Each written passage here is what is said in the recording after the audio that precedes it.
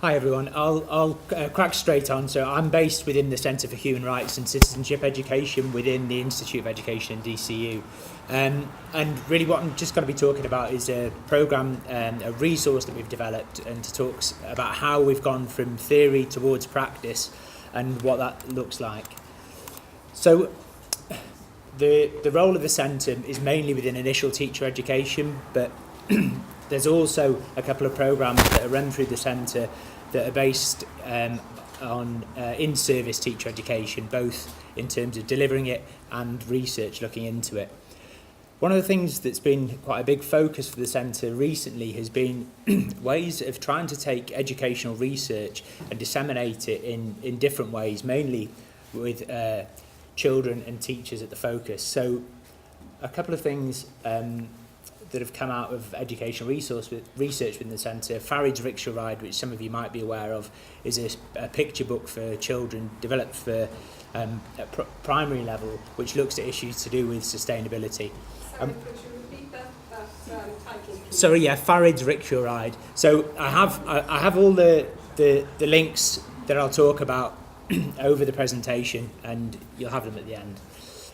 And then what I'll talk about today is a resource that was developed called Creating Futures, which is a climate change education resource for senior primary classroom.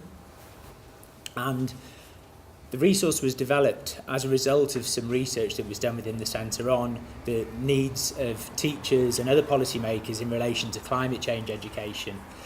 And it was based around the idea of three layers, so climate science, but then also the questions around climate justice and climate action. And the research had argued that there was a need for climate change education to be located very close and overlapping with global citizenship education, so that global dimension was very important. And myself, Rowan Oberman and Fanula Waldron in the centre are involved in a research project that's now looking at the efficacy of this programme. So what does it look like when it takes place within schools? So there are 10 very big lessons within that resource. And one of the lessons towards the end, and this would be towards the climate action part of it, is around climate change and leadership. So giving young people the opportunity to have a look at leaders and to maybe think about why leaders made decisions that they did. And one of the people within that particular lesson was Thomas Edison. And his quote there, "We will make electricity so cheap that only the rich will burn candles." So the research that we're involved in involves pre and post questionnaires with children who do the 10 lessons delivered by their teachers, document analysis of the materials they produce, interviews with the teachers who've taken part in delivering the sessions, and most importantly, focus groups with children who've taken part in each of the 10 lessons. And I'll privilege their voices with what's to come. So one of the teachers who was talking about what word, apologies for the size of the writing, I'll read it out to you. The lesson about Edison, the students, really liked that one. That one was really good. That thing about blame and responsibility. And the issue and the question of responsibility, I think, has been mentioned in previous talks around what is this, questions about the sense of responsibility, what does responsibility mean and how does it play out? And that has been a really important theme that's emerged from some of the focus group and interviews. First thing, something to mention, and this was talked about in different ways by some of the children, climate change is kind of a depressing topic, and that was prevalent within the focus groups. So children aware that it's not necessarily a nice thing to be learning, and that has difficulties. The teacher of that particular class also talked about this challenge. She said, to me, the biggest difficulty with kids of this age, so they're senior primary classrooms, if you start talking seriously about climate change, is that it's scary. You have to just keep coming back to the idea that we can change it. I don't know if I believe we can change it personally, and you've got to step outside that. So some of the difficulties this teacher faced in terms of meeting this huge responsibility. And she'd suggested that action was actually really important in mitigating some of the emotional worries about climate change. and accepting that maybe she didn't necessarily feel that action would work. One of the important things was this local and global dimension. I know within the ESD policy there's mention of local and global, and the global dimension was really important within the resource and was mentioned by children. There was a lot about people in different countries, said one child, and how they were affected, and I was really interested about the ones in the crops, and they have to find loads of new methods to trapping water in because there's no rain in those countries. Another child in another focus group had considered some of the global impact of climate change also, but when you think about maybe someone who's in Vietnam or Kenya, and then because they are affected by something that they didn't do. So some questions around the asymmetric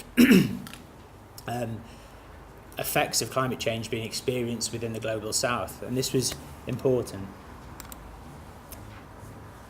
Again, sort of reiterating stuff that's already been said in previous presentations.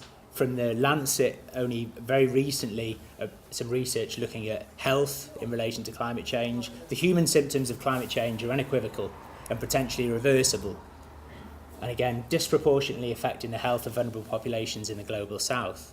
So the fact that in the global south, climate change is an issue for now, not just a matter of the future.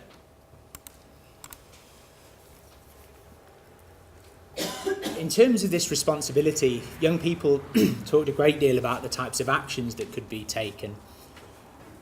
One of the students mentioned, I think the most important thing is that we don't make anything worse. And the idea that things needed to be stopped or harmful practices brought to a halt was quite strong. This is often connected to deforestation and stopping deforestation. The focus on renewable energy was mentioned as a potential way forward of addressing issues to do with climate change. Recycling was mentioned a great deal, but also for some students there was a mention of the idea of reducing what was bought and what was used. And there were some quite interesting ideas that stood in comparison to some of the more common themes. And also there was mention of charity, which has been quite recognised as quite prevalent in terms of global citizenship education, global citizenship action within schools. The idea that contributing towards issues in the global south could be done in a monetary form. And I suppose finally then there's the question around how that action happens, and moving from individual types of responsibility to more collective forms of action. When asked about, as a leader, what they might do, one of the young people said, I would definitely inform people about it. That would be the first thing. Yes, you could make a big difference just one person, but you would make a huge difference with a lot of people. And I think that this is a really important point. There's with the ideas around climate change being scary, the emotional burden of it, placing it onto young people ignores the fact that adults have failed to deal with this issue. And there's a danger, I believe, in pushing this huge individual responsibility onto young people without encouraging them to look at who is involved in this broader network of responsibility in relation to climate change. So I suppose just a couple of questions that I suppose were stimulated from the young people within these focus groups. So how can educators support young people to further explore networks of responsibility? Do they know who's responsible, say at governmental level, in relation to climate change, responsible within their schools, for example? And then within that network of responsibility, considering individual and collective climate action. So what might that look like, and how could they be a part of that?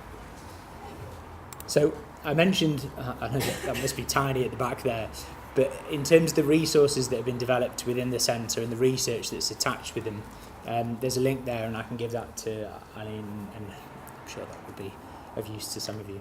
Thanks very much. Thanks, Ben.